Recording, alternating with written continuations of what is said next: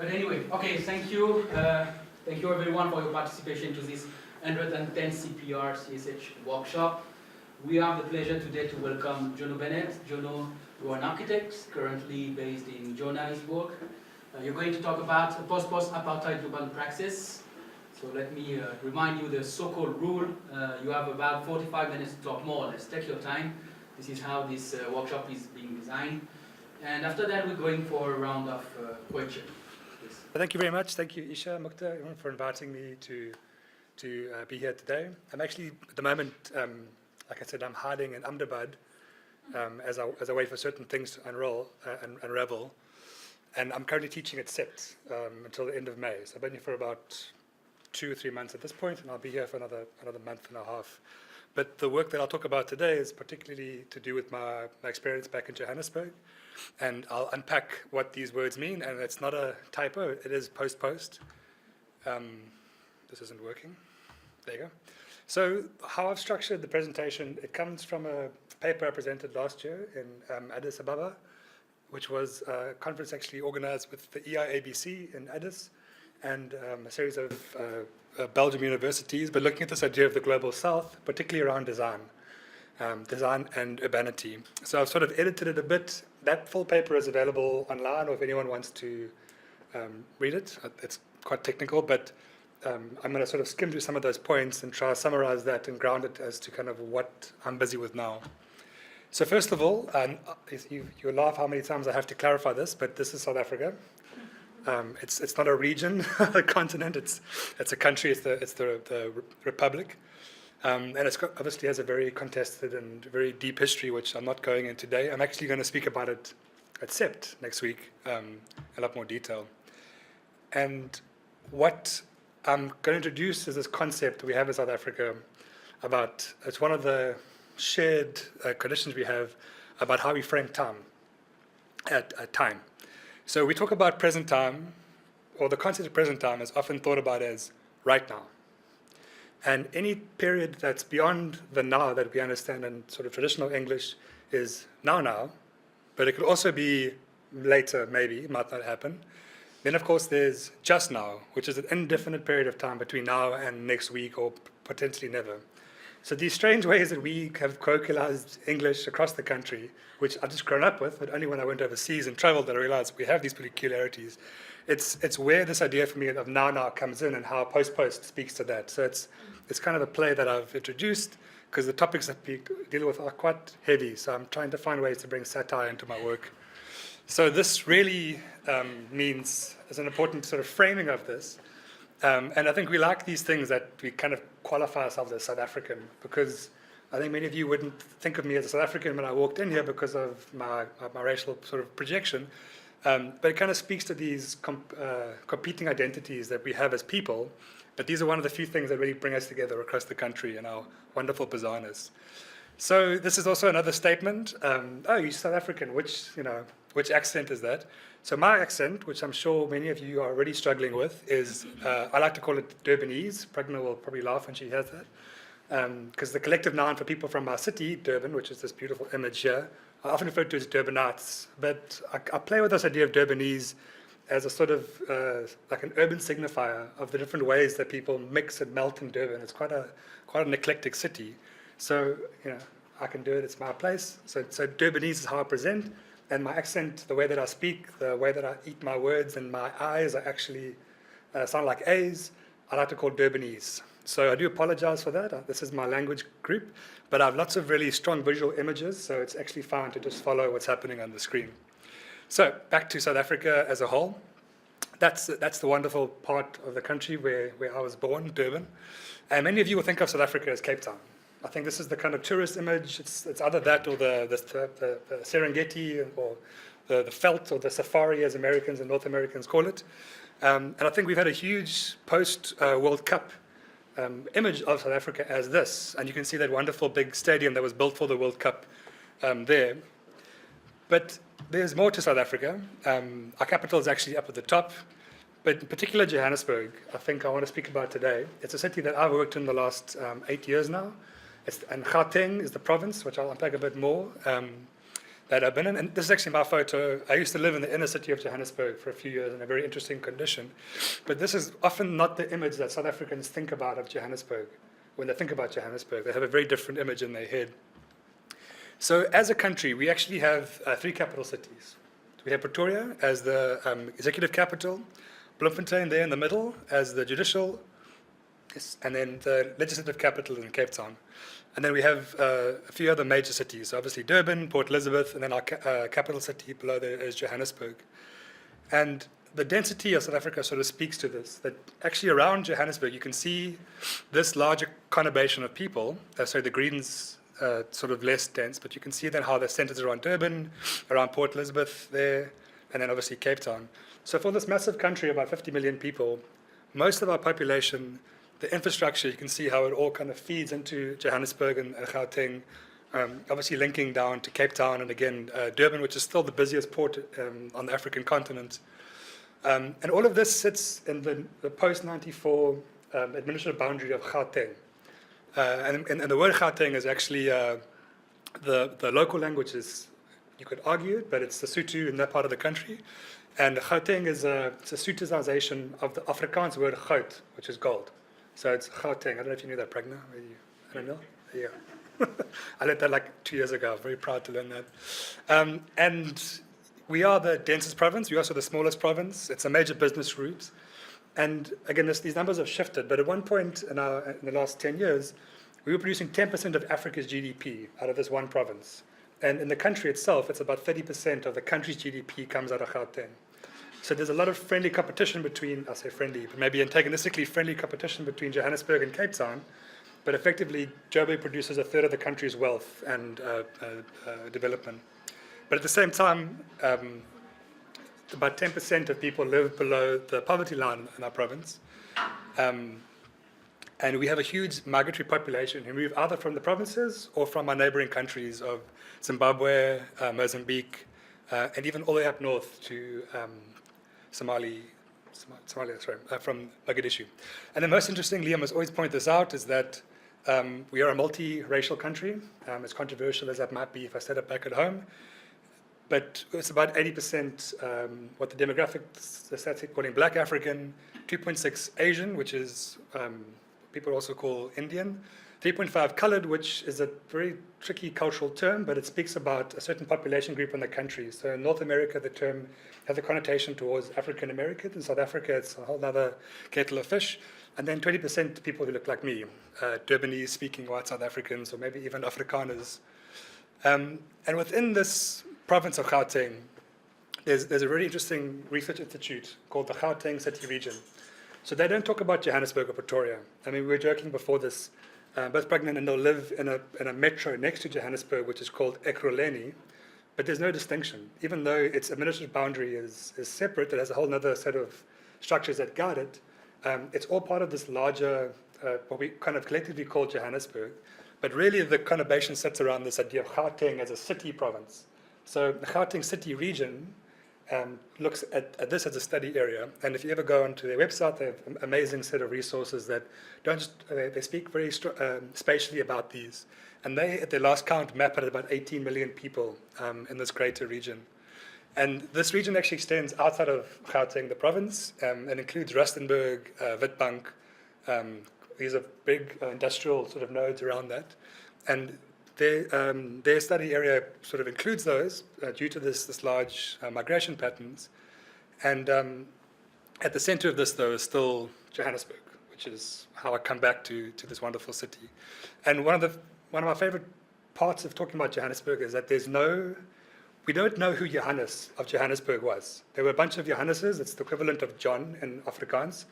And the city was built so fast, so quickly in the face of mining and industry that they didn't really care who the name was. And as sort of with that tradition, we have about 40 different names for Johannesburg, depending on who you're speaking to. So colloquially, I'll refer to it as Joburg. People talk about Jozi, Egoli. Maboneng is actually an original name for it, but it really has a whole series of identities to the people who occupy it. And this is seen in the people who use the city, because you really can't read the city in the way I think that other South African cities are read, because of this diversity of use, this diversity of identity within the place. But there are some kind of binaries that we do see. And I don't like to talk about binaries, but it makes it easy to frame some of these contrasts. So one is this idea of the formal and informal, which I won't go into. But you definitely see this difference between the informal neighborhoods and the formal neighborhoods. And a lot of this has a legacy from what we call the apartheid urban planning system, which legally and administratively and spatially separated people of different races. And that was put in place in the early 50s, which also involved like forced evictions and removals of people based on what the government decided your race was most of the time. And this legacy that we have of separating mostly non-white South Africans away from white South Africans and using industry, rail, geography, which I mean in that sense, rivers, mountains, to physically separate people and create a series of buffers and then control movement of those people via trains and other very, very insidious devices, has left us with this very fractured city. So this is a picture of Alexandra Township. And the word township in South Africa has a particular connotation. But you can see Alex is one of the densest parts of Johannesburg. And 1 kilometer away in the distance there is Sandton. Sandton has some of the most expensive retail on the continent, and some of the most expensive real estate in the country. So within a 1 kilometer sort of line that you can draw, you can see a wealth gap that puts Johannesburg at one of the most unequal metros in the world. The second then is actually Ekurhuleni. But the point is that we have this massive differential of rich and poor in the country, and in the city. But as a city itself, there isn't this clear divide. I mean, Sandton is probably the one example where you can really read that almost as a line that's drawn. But the rest of the city, this happens in a much more nuanced way, between the gated suburbs, between the older townships, between the newer proclaimed townships in the north, towards the old city, or again, not old city like I've learned in India, but South African, 100 years old city. And then these massively sort of sprawling suburbs to north, east, west, and south. And this fine grain of Joburg makes it very hard to talk about what is Joburg, like any big city. I'm sure you have it here in Delhi as well. And what you see then is that Johannesburg has the patterns of the city then are really reinforced about movement and transport. And often the informal neighborhoods that we have, they respond to these conditions, which again is not Africa. And what we talk about as informal doesn't really fit in terms of often how outside people talk about, I'm going to not point any country names or regions of the world, but how this can be called informal, but it provides the majority of public transport to people in the country.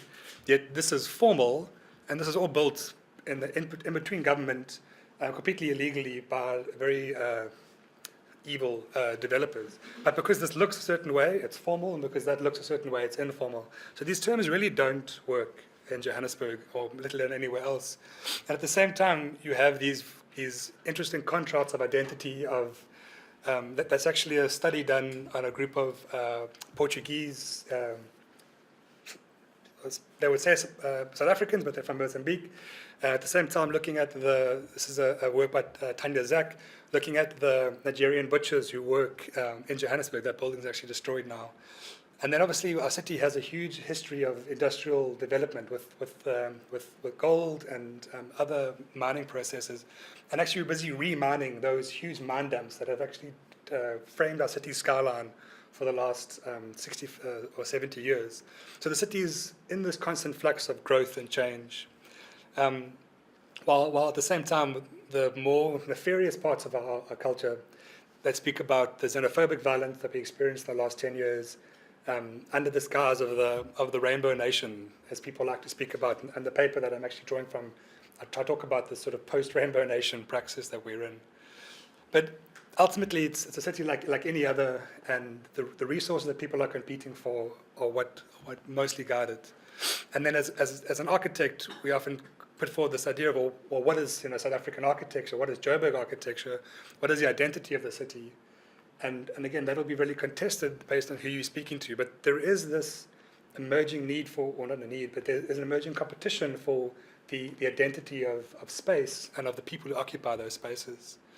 So I'm going to start my story actually, sorry, I'm going to jump through here. So this idea of post-post, while I'm sort of playing with it, is that we haven't really moved away from it. The city is still framed by the apartheid legacy. The city is still framed by massive unemployment that is entrenched in the spatial patterning of the city. So this study was done in 2011, where 30% of Gauteng's residents were unemployed. And those same patterns play out in the spatial landscape. So the apartheid township separation, if you look at the income levels today, they are completely aligned with the racial separation that took place in the 50s. So we haven't moved away from an apartheid city. We're still living in it. And that way we are post-apartheid. And the question then of how do we then practice as architects, as urbanists, as in my sort of interest, as spatial practitioners, as I moved away from the term architect, mostly because of the profession's need to control and manage what they want to call architecture. And often it's seen as architecture is simply a building, or people who to design buildings. And the training that I've received and the work that I do extends beyond that. The people I work with, we don't see what we do as architecture, but more as spatial design often. So, I went forward, sorry. So our journey began with recognizing this idea of inequality in South Africa, of spatial inequality. Because most of the policy documents that exist to address the repatriations of apartheid, they speak about economic inequality, they speak about other inequalities, and very few documents are really meaningfully tried to address the spatial inequality that takes place. So you will still see people commuting for 4 or 5 hours of their day, which again I've learned is not a big commute here, but at home it is, between the former townships and job opportunities, or the way that resources are still distributed in terms of hospitals, in terms of social amenities. We still have these spatial injustices that take place, but very few policies are actually trying to address that. We have a policy that deals with housing, and housing is not seen as the same as spatial inequality. And often those housing allocations just reinforce the apartheid city plan by putting them further outside of the city, away from transport, and away from other amenities. So this recognition of spatial inequality is how we as students started this question in 2010. And we were dropped into a context as professionals and told to design houses. And in the end, we actually discovered there's another way to practice. And this is where this idea of becoming spatial practitioners with Slovo Park. And how we started to frame these ideas, so these are all the imagery that I've used now. We've not just trying to address what the effects of spatial inequality are. We began working with, well, what do we want to promote? What does inclusive city growth look like? What does inclusive neighborhood making? What are these new forms of spatial patterns? So we put ourselves as an organization onto this sort of nexus of being critical, but also being very proactive. And we created a nonprofit, which we call One-to-One Agency of Engagement. And we gave ourselves this sort of goal of addressing the issues of spatial inequality in South Africa, and tried to find a way to bring all of these different issues together. And this is part of a document that I've been putting together. This is the last 8 years of our work. It'll become public next week. But this coming together of these issues, we've worked all across the major cities in South Africa, and have framed it around these 3 big programs of the Neighborhood Maker Initiative, which is about spatial change, about building networks, about supporting people at a neighborhood level. The Just Urbanism Initiative, which is about framing spatial justice. What does it mean? How does it actually manifest? How do we not reinforce it? And then what we call critical practice, which is about addressing the training systems, about the teaching systems that we have. So these 3 initiatives and how we've worked with different groups of people as our focus groups in the last 8 years, that include residents of what we framed as disadvantaged neighborhoods, as university students, government officials, people in private practice. We've had quite an extensive set of projects that have tried to grapple with this issue. And in the process have put together quite an interesting team of people who wouldn't necessarily work together normally, but we found ways to kind of bridge those gaps. And I'm not going to talk too much about that, one, because I'm halfway through my time, but mostly because I'm actually stepping out of my role as the leader of One-to-One. My colleagues and co-founders are taking over that role, and I'm about to begin this journey, trial, epic, I'm not sure what, everyone's terrifying me, but into my own PhD. And the idea is that the PhD that I take is not to move away from this work, and not to just reflect on this work, but to try ground this work that we've been doing the last few years from these different initiatives back into the organization. And the moment, the framing of just urbanism or spatial justice is the easiest piece that we can sort of overlap with. But really, what I'm looking to explore is this idea of spatial narratives and how do we talk about those things in a way that are or can be used towards a sort of proactive end.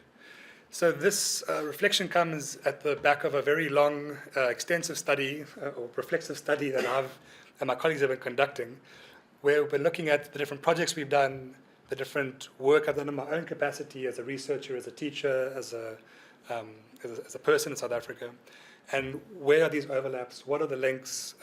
What does this really mean? And one of the things that I've come across is this idea of reflective practice. And I know this is quite an old text, a seminal text, but I really think to come back to reflective practice, one of the key moments or the key parts that I've found are very, very useful for me are this idea of the limits and the opportunities. And I'll come back to why limits are so important a little bit later. But I really enjoyed sort of finding these moments in Don Schoen's work, this idea that reflective practice is about continuous learning. He talks about double loop learning. He talks about reflection in practice and how it's this important way to structure your work.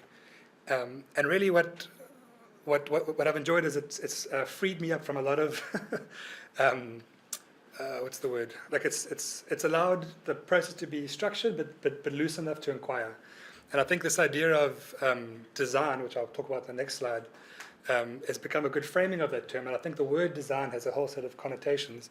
But to me, the work that I've done in my teaching work and my own practice work, this is where I'm seeing the PhD and the work with my organization overlapping. And in a way, the way that Don Schoen talks about design is it's a way to have a conversation with the context. And often I think design is thought about as the final product. Like here is a building, here is an infrastructure piece. But the way that design, that I understand it, and I've been practicing it and teaching it, is it's a way to speak to a site. And I think it's a way to change the narrative of how we think about design, particularly in our own context back at home. So this is kind of where I'm at in terms of situating my own theory in this process, and then sort of overlapping in hopefully meaningful ways this idea of praxis, which is in theory just theory and action. And some of the diagrams that I've been developing through my teaching, again, these are always too complicated, I think, but the ways that myself and my colleagues think about teaching, and we try to explain to the students these, like, well, we're talking about site, there's this ideas of observation, of negotiation, of tactical action, and trying to frame what this design practice might look like to students, and then looking for ways to visualize these conditions. And these visuals are often, because the way architects are trained, we're trained to be very visual thinkers. These things have a lot of power in city policy making, in shifting perceptions, and bringing people together around a visual summary. And obviously we get to have a bit of fun with that because they're quite evocative, they're quite interesting in their own ways, but there's a lot of rigor behind this type of drawing, which I think what I'm finding is a lot of traditional research doesn't really know how to grapple with, or I don't know how to frame it, probably is the better way to put that. And there is a lot of critique around this idea of, I'm trying to think of a nice way to say this, but people coming in from the outside, mostly in my context from the north, from the global north, and looking for these interesting places to ask these questions. And they often use the rhetoric of design as a product, as a solution, as a thing to fix. So a lot of this work has tainted most of the work that I do in South Africa with this way or it's conflated the narratives of saviorism, particularly white saviorism. As a white South African, I found myself trapped in these loops with the outside white savior debates in literature and the interior ones as well. And these groups, if you guys know, are at the moment under a lot of scrutiny for the people involved in the organization. But in the field, we're very aware of the way that these types of projects are almost colonizing knowledge in a kind of new way. So what's happened in South Africa, particularly in architecture and urban studies, there's been a few sort of movements that have pushed back. So one of those is a group at WITS, which is in Johannesburg, the major university next to UJ. And this group of students are called Black Studio, or they call themselves Black Studio, and they've declared a sort of they've created their own space within the university to ask questions the way they want to ask those questions as black students. And at the same time, people like Dr. Mpho Matsipa, the last exhibition she did with I forget the name of the German group, but there was this big pushback to say, African mobilities, this is not a refugee camp. A lot of my colleagues speak about how African architecture is always seen as toilets and solar panels. This is often how it's portrayed.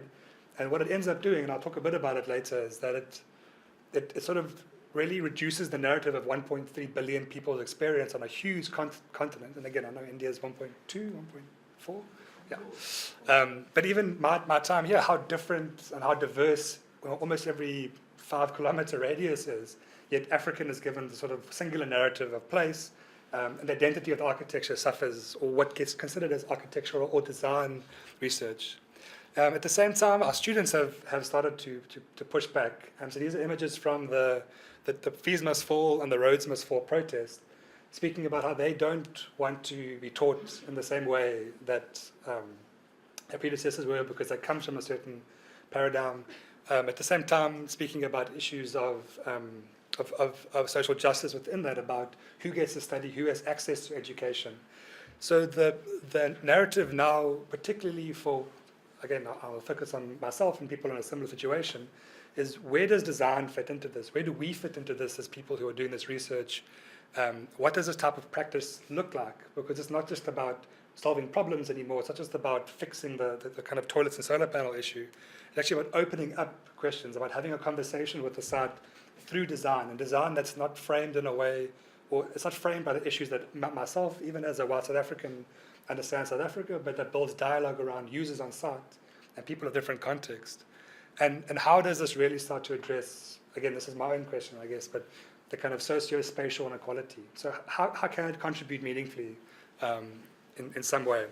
So these are the questions that I've been throwing up myself during this reflection process that I'm taking into my kind of PhD studies. And the people that we've worked with over the years, they're asking these questions with me. So when I show these images, often one group actually in the UK, they critique me and they said, but it's always you and these poor people, these communities.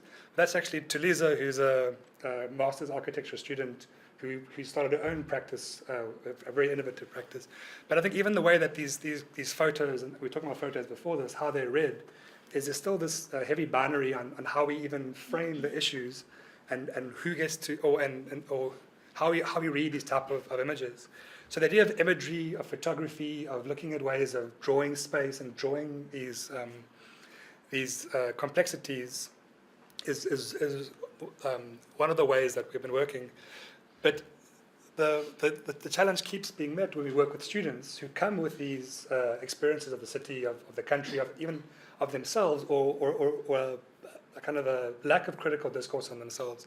And we put them into context, like in the bottom there, that's Alexandra Township, or even to the top, we set up a student module within the whole faculty. We had 300 students asking questions on campus in relation to critical process of who am I, and identity, and how do I design even for myself. So the teaching part of this work has offered like a really fertile space to engage with this, while at the same time being completely complicit in all of these things. And what I'm really enjoying, this is actually coming out of TUT, but there's this idea of design work as woke work. I don't know if you know this term woke. It's quite a popular, the young people, they're not that much younger than me, but it's got a sort of, it allows us to enter the conversation in a different way in theory. And I think the more that design allows, I think, me to enter this conversation, or see other people doing it, like the more I'm trying to find ways that it can create conversation and not give quantified answers to that. But at the end of the day, it comes down to a kind of practice of ethics. And what does ethics look like within our new condition, within our post-apartheid, or the paper that I'm presenting from this post-Rainbow Nation context? Who gets to frame an ethical practice or an ethical praxis? So I've got two very quick case studies. So one is this studio at Denver. Denver is an informal neighborhood adjacent to a former hostel, which was part of the apartheid housing program. And the studio was invited, or myself and several colleagues were invited to assist in a process with the leadership of that settlement, and we decided to link it up to our teaching and try to bring a group of students through a process of kind of design-led learning. And while we tried very hard to not walk into these typical tropes of coming in as the outsiders, as the kind of saviors, we tried to set up MOUs over 3 to 5 years. We tried to work with as many local people as we could through the leadership, and we tried to set up these critical discussion sessions with our students as a way to get quick, constant feedback. But at the end of the day, the structuring of the university, the needs of what the students are paying for in terms of their education, and the need for architecture to produce a building as an output, it was too much kind of pressure on the studio. And us as the people leading the studio, we needed to extend our agency beyond just being teachers and support and advisory. And we actually formed a small kind of collaborative that took on the kind of bigger challenge of taking what the students had found and did and the energy that they built, working with the grassroots leadership and other technical experts, and trying to change or trying to transform that research process into a tactical intervention that could be used. So this is actually taking the work of Shack Dwellers International's local alliance there that has a social enumeration process, and we tried to spatialize the enumeration process so that these color-coded panels, the colors on the ends actually spoke to the master plan or the kind of community action plan that the students had developed in the studio over a 3-year period. So in the end, this way of translating the kind of longer pedagogical process into a small kind of action research process, into a tangible handover, that was how we navigated our way through that. At the same time, there were several smaller projects where we tried to develop methods and tools from that could even be taken out the studio and shared across Shack Dwellers International's local networks. And really what made this so difficult in the beginning were these limits of time. You only have 9 or 10 weeks, or even if it's a year, you only have a year to work in a context to produce this idea of what we call contextualized positionality. We were inside outsiders. It didn't matter that we grew up in Johannesburg, a kilometer away from the site. We were still outsiders to that context. And that put the students and all of us in a very difficult position to kind of navigate. And then the translation of that process into something useful and tangible, this is always a limit, I think, that we have to recognize in this type of work. But at the same time, the leadership used our presence there for their own benefit with local ward councillors and in their own political process. So there is a sort of tactical balance that occurs in these projects. And I don't think there's a way to solve these. It's just about recognizing these factors within the process. And these tools are things that we've used over and over again, and they have a much longer life outside of like a simple design solution, but more as a design process. And then the last case study comes off the back of this reality of working in Johannesburg as a post-apartheid city, and working through these narratives of informality with students, but not looking at design as a product, but as a way of talking and building dialogue around these terms. So this is a module that attaches onto the master's program at UJO, where basically we get the students to talk about these issues in a facilitated format. They're encouraged and we're given a series of tools to be very visual, and we structure the debates with lots of practitioners who've done this type of work before. And we give the students a chance to also voice sort of their own form of, I guess, I wouldn't call it protest, but dissent against this type of social work, they call it. And we try to get students who disagree with this work to agree and vice versa. And this way of getting them to argue visually and to argue in these contexts, it allows, we found that it breaks the sort of tension that this type of work does and the kind of privileged guilt that I think many university students in South Africa hold.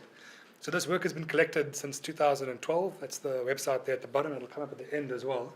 But we've tried to produce a whole series of videos from these processes. The students themselves have made short clips, and they've shared their process. But what's really been the value is hosting these engaged debate sessions, these dialogues, and physically changing the space in the room to allow these to happen.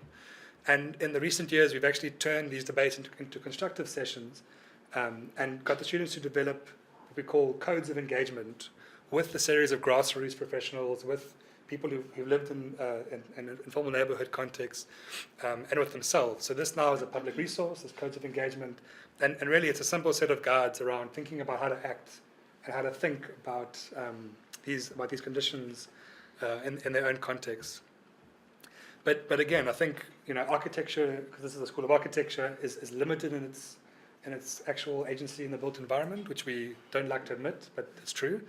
The students often hide behind this idea of, well, we can't really change anything, everything's too messed up, this kind of apathy. And then again, the profession doesn't want the mandate of architects in South Africa to go beyond that. But at the same time, it's a platform that we found. We've now extended this program outside of architecture into other disciplines and other spaces.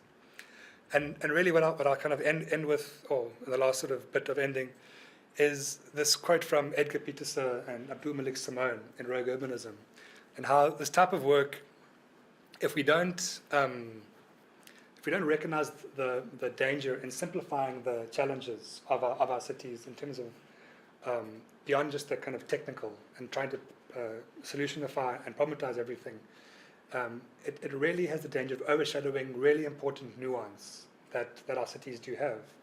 And the real danger that I keep seeing is how particularly government officials take on these narratives because it's academic, and this becomes focal points. So again, the term, we had this term borrowed from the Millennium Development Goals about eradication of shacks.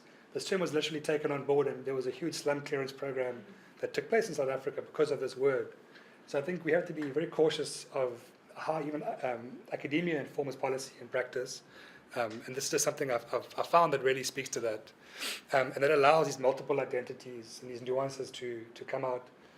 And for me, it's been really about finding new ways of talking about the city, about, again, using visual methods, about using facilitated learning, or this is a installation we have set up in the middle of Johannesburg, where we try to talk about the city and neighborhoods in this visual format. There's a projector on the ceiling that projects down, and we host different discussions around the neighborhood and the city, and we try to create a spatial experience to try get people to look at the city as a city and not just as 3 or 4 points where they commute and shop. And what I'll finish with is kind of where I'm sitting with my own ideas of praxis, and that the recognition of these limits, and these limits are, I think, important when you're part of the population that comes from a very privileged background, that there are certain spaces and certain ideas and certain things that someone like myself will never have access to and should never have access to.